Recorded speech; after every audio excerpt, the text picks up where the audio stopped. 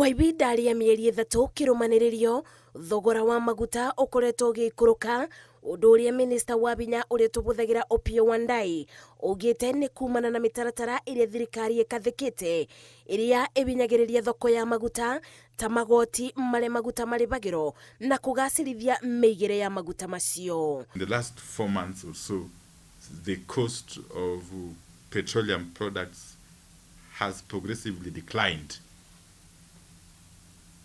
We can only assure Kenyans that we shall continue to do whatever it takes within our means. Wandayi augĩte thirikari ĩgwĩka ũrĩa wothe ĩngĩbota gũtigĩrĩra thogora wa maguta ũtinabatĩra nĩguo akenya mathiĩ na mbere na kũbũthĩra binya ũyũ matarĩ na wagagu. We haven't been able to make any significant changes in terms of taxes and levies in the last 4 months or so.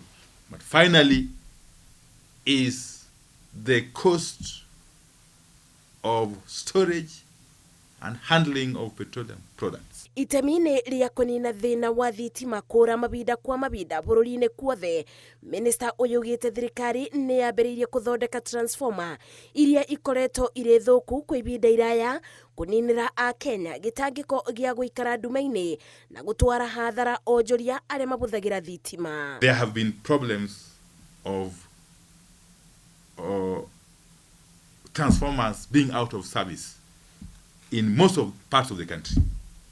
We have worked closely with the Kenya Power and Lighting Company and made specific interventions within the supply chain management to ensure that we have got adequate supply of transformers, and measures being put in place to ensure that when they get out of service, they are replaced within the shortest time possible.